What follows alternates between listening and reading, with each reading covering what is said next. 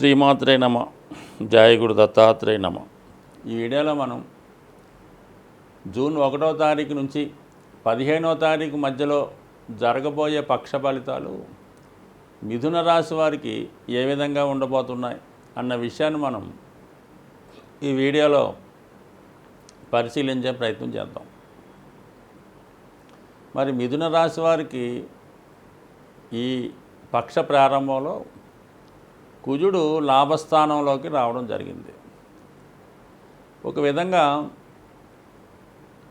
కుజుడు ఇప్పుడు ఒక స్పెషల్ స్టేటస్ కలిగి రుచిక యోగంలో ఉండడం జరిగింది. అంటే స్వక్షేత్రంలో ఉన్నాడు. బట్ ఈ యోగ ఫలితాలు ఈ రాశి వారికి అయితే వర్తించవు. కానీ 11వ స్థానంలో అత్యంత బలవంతుడైనటువంటి కుజుడు తన కారకత్వాల విషయంలో మాత్రం జాతకుడికి లాభాన్ని కలిగిస్తూ ఉంటాడు. ముఖ్యంగా ఏంటంటే భూములు స్థిరాస్తులు కలిగి ఉన్నవారికి, వాటి ద్వారా వ్యాపారం చేస్తున్న వాళ్ళకి ఇది చాలా అనుకూలించే అవసరం. అంటే ముఖ్యంగా మిథున రాశి వారు మీడియేటర్గా ఉంటూ ఈ భూములు స్థిరాస్తులు కొనుగోలు చేయడం, అమ్మే వాళ్ళకి సహకరిస్తూ ఉంటారు. సో అటువంటి రంగంలో ఉన్న వాళ్ళకి మాత్రం ఖచ్చితంగా ఈ రోజు నుంచి మరి మంచి ఆదాయం వచ్చే అవకాశం ఉంది. ముఖ్యంగా మీకు మీ స్నేహితులు, అన్నదమ్ములు బాగా సహకరిస్తారు. వృత్తిలో అనూహ్యంగా మీకు ఆదాయం పెరుగుతుంది. ఉద్యోగంలో మీ అభివృద్ధి పెరుగుతూ ఉంటుంది. ఇది ముఖ్యంగా క్రీడారంగం, పోలీస్ డిపార్ట్మెంట్లో ఉన్న వాళ్ళకి లాభసాటిగా ఉంటుంది. సో అలాగే మరి స్వతంత్ర వృత్తిలో ఉన్న వాళ్ళకి కూడా అనుకూలించే స్థితి ఈ కుజుడు లాభస్థానంలో ఉండడం. అయితే ఏంటంటే కుజుడు ఏదైనా పని అనుకున్నప్పుడు 100% దాన్ని శీఘ్రంగా, వేగంగా ప్రయత్నం ద్వారా చేయడం జరుగుతూ ఉంటుంది. మొత్తం మీద ఏంటంటే ఈ పక్షమంతా కూడా ఈ రాశి వారికి రుణ ప్రయత్నాలు ఫలిస్తాయి. అలాగే మిత్రుల సహకారం ఉంటుంది. సో అలాగే ఏదన్నా కొత్తగా ఉద్యోగంలో ప్రవేశిద్దాం అనుకున్న వారికి ఇంటర్వ్యూలో విజయం రావడం, పోటీ పరీక్షల్లో సక్సెస్ లభించే అవకాశం ఉంది. మొత్తం మీద కుజుడు చాలా బలంగా ఉన్నాడు ఈ పక్షమంతా కూడా ఈ రాశి వారికి. సో అలాగే శుక్రుడు, ముఖ్యంగా శుక్రుడు 12వ స్థానంలో సంచరిస్తూ స్వక్షేత్రగతుడే ఉండడం వల్ల జాతకుడు ఏదన్నా విలువైన వస్తువులు, ఖరీదైన వస్తువుల మీద ఇన్వెస్ట్మెంట్ చేసే అవకాశం ఉంది. ముఖ్యంగా ఇది స్త్రీలకు చాలా అనుకూలించే అవకాశం. వాళ్ళు ఏదైనా బంగారు ఆభరణాలు కానీ, పట్టు వస్త్రాలు కానీ, విలువైనటువంటి వస్తువులు వాళ్ళ స్థాయిని బట్టి సమకూర్చుకునే అవకాశం ఉన్నది. అలాగే మరి గృహానికి అవసరమైనటువంటి విలువైన వస్తువులు కానీ, ఫర్నిచర్ కానీ, గృహాన్ని అందంగా తీర్చిదిద్దే విషయంలో కొంత ఖరీదైనటువంటి వస్తువులు కొనడం, కొంతమంది వాళ్ళు ఇచ్చే వాహనం లాంటిది ఏదైనా కొనుక్కోవడం కానీ, సౌకర్యాలు పెరగడం కానీ, ఆత్మీయులు ఇష్టమైన వారిని ఈ వారంలో కలుసుకోవడం బాగుంటుంది. అంటే ఏదైనా ఏ గ్రహం ఎక్కడుంటే మంచి ఫలితం ఇస్తుందో మరి ఆ విధంగా ఈ కుజుడు 11లో ఉంటూ మంచి ఫలితాన్ని, శుక్రుడు 12లో ఉంటూ చక్కని ఫలితాన్ని ఇవ్వడం జరిగింది. ఈ రెండు ఓకే బాగున్నాయి. రవి 12వ స్థానం సంచారం ఇంచుమించుగా ఈ పక్షం చివరి దాకా కూడా 14, 15 దాకా ఉంటూ కొంతవరకు 12లో రవి ఉండడం వల్ల, తృతీయాధిపతి వ్యయ స్థానం అవడం వల్ల కొంతవరకు ఏంటంటే కొద్దిగా అనవసర ఖర్చుల వల్ల అయితేనే, సెల్ఫ్ మిస్టేక్స్ అయితేనే, ఫ్రెండ్స్కి వాళ్ళకి సహాయం చేయడం వల్ల అయితేనే, లేదంటే ప్రభుత్వం వారికి కంపల్సరీగా కట్టవలసినటువంటి ట్యాక్సులు అవి చెల్లించడం, ఇవన్నీ కూడా జాతకుడు కొంత ఒత్తిడి, ఆర్థికపరమైన ఒత్తిడి ఏర్పడుతుంది.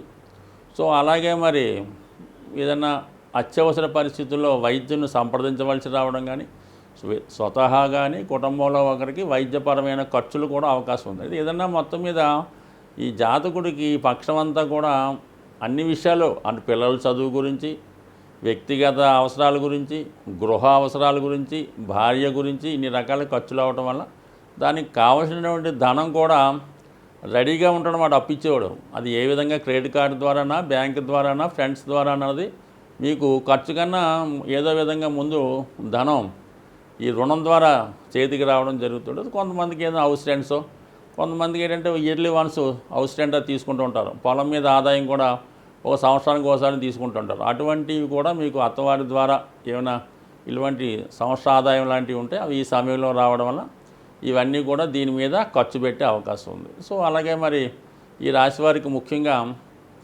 సొంత గృహయోగం అంటే చాలా కాలంగా ఇది నడుస్తుంది. ఇప్పుడు కూడా ఇంకా దానికి బలంగా గృహం కొనుక్కునే యోగం కూడా మరి ఈ వారం కూడా ఈ జాతకులకి ఇది కంటిన్యూ అయ్యే అవకాశం ఉంది. కాబట్టి దానికి రుణ సౌకర్యం కూడా లభించే అవకాశం ఉంది. కాబట్టి మరి ఏదైనా మరి ప్రస్తుతానికి ఏదైనా గృహాన్ని కొనుక్కొని దానికి అవసరమైనటువంటి రిపేర్లు చేసుకోవడానికి కూడా ఇది అనుకూలమైన సమయం. లేదంటే మీ పాత ఇంటిని ఆధునికంగా మార్చడానికి కూడా అనుకూలంగా ఉంది.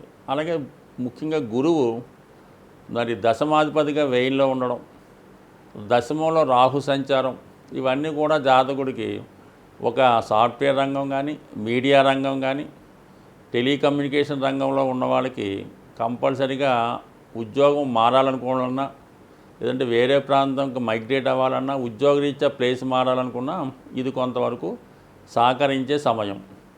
అది ఖచ్చితంగా మీకు ఎవరన్నా రికమెండ్ చేయడం వల్ల, ప్రోత్సహించడం వల్ల ఉద్యోగంలో మార్పు కానీ, ఉద్యోగంలో ట్రాన్స్ఫర్ కానీ, లేదంటే మీకు అనుకూలమైనటువంటి సీట్లోకి మారడం కానీ జరిగే అవకాశం అయితే ఉన్నది. ఇక్కడ ఈ బుధుడు ఈ మిథున రాశి వారికి రాహు ఖచ్చితంగా సహకరిస్తుంటాడు. అయితే అది ఎప్పుడూ కూడా రాహు సహకరించాలంటే జాతకుడు కొంత కొత్తగా ప్రయత్నం చేస్తుండాలి. పాతదానికి పెద్దగా ఉన్న ఉద్యోగంలోని అభివృద్ధి కోసం పెద్దగా రాహు సహకరించడం, మళ్ళీ కొత్త డిపార్ట్మెంట్లోకో కొత్త దాంట్లోకో వెళ్దామంటే ఖచ్చితంగా సహకరిస్తుంటాడు. సుమారుగా ఏదో బ్యాంకులో ఉన్నవాడు సాఫ్ట్వేర్కి వెళ్దామంటే సహకరిస్తాడు, సాఫ్ట్వేర్లో ఉన్నవాడు సినిమా రంగం ఇంకో మీడియాకి వెళ్దామంటే సహకరిస్తుంటాడు. అదే దాంట్లో కొంతకాలం మాత్రమే సహకరిస్తుంటాడు. సో ఈ విధంగా రాహు మరి వృత్తిపరంగా వృత్తిలో మార్పు కొరకు మాత్రం ప్రయత్నం చేసే అవకాశం ఉంది. మరి యాజ్ టీజ్గా మరి భాగ్యస్థానంలో శని పుణ్యక్షేత్రాలు దర్శిద్దాం అనుకున్న వారికి, తీర్థయాత్రలు చేద్దాం అనుకున్న వాళ్ళకి ఇది అనుకూలమైన సమయం. ఏదైనా ఈ రాశివారు కుజగ్రహ అనుగ్రహం కోసం మరి ప్రత్యక్షంగా హనుమాన్ చాలీసా చదువుకోవడం కానీ, హనుమాన్ పూజించుకోవడం వల్ల, సుబ్రహ్మణ్య స్వామి ఆరాధన వల్ల కుజుడు బలవంతుడై ఉంటాడు. జాతకంలో కుజుడు బలం ఉంటే ఏ గ్రహం అనుకూలం చెప్పినా 100% జాతకుడు తన అనుకున్న కార్యక్రమాన్ని దిగ్విజయంగా సక్సెస్ఫుల్గా పూర్తి చేసే అవకాశం ఉంది. ముఖ్యంగా మనకి ఈ పక్షంలో వచ్చినటువంటి పండగలను ఒకసారి పరిశీలించినప్పుడు అన్ని రాశుల వారికి ముఖ్యంగా విశేషంగా ఈ పక్షంలో మనకి 6వ తారీఖు జూన్ 6వ తారీఖున ఆ రోజు అమావాస్య శనీశ్వర జయంతి జరుగుతుంది. సో ఆ కారణం వల్ల గ్రహ అనుగ్రహం కావాలనుకునే వాళ్ళు, జీవితంలో వృద్ధి చెందదాం అనుకున్న వాళ్ళు, ముఖ్యంగా ఏ రాశితో సంబంధం లేకుండా అన్ని రాశుల వారు కూడా ఆ రోజు విధి విధానంగా మరి వీలైనంత వరకు సూర్యోదయం లోపులే మనకి ఏదైనా దేవాలయాన్ని దర్శించి, ముఖ్యంగా శివాలయాన్ని దర్శించడం, అక్కడ ఉన్నటువంటి నవగ్రహాల్లో శని భగవానుడిని విధి విధానంగా అభిషేకం చేసి దాని తర్వాత శివుణ్ణి కూడా దర్శించడం వల్ల, అలాగే వీలైతే ఆ రోజు నూనెతో చేసినటువంటి పదార్థాలు ఏది కూడా తినకూడదు అన్నమాట. అంటే అలాగే నెయ్యితో చేసినవి కూడా తినకూడదు.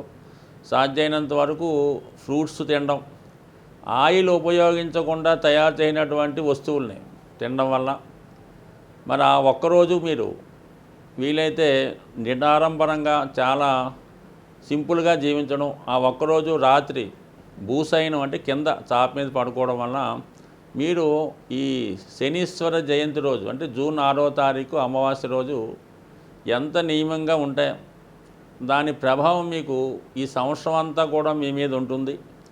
ఆ కారణం వల్ల ఈ శని దోషాల వల్ల అయితే మీకు ఖచ్చితంగా మంచి ఫలితాలు రావడం జరుగుతుంది. ఖచ్చితంగా జీవితంలో ఒకటి అభివృద్ధి చెందాలంటే శని అనుగ్రహం ఖచ్చితంగా ఉండాలి.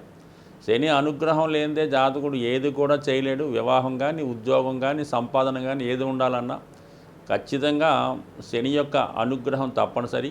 శని యొక్క అనుగ్రహం కోసం అందరూ కూడా మరి ఈ జూన్ 6వ తారీఖున వచ్చినటువంటి శని జయంతిని విధి విధానంగా చేయడం అన్నది చాలా ఖచ్చితమైనటువంటి నియమం. తప్పనిసరి కూడా ఎవరైతే శాస్త్రాన్ని నమ్ముతారో, ఎవరైతే నవగ్రహాలు నమ్ముతారో వారు ఖచ్చితంగా చేయండి.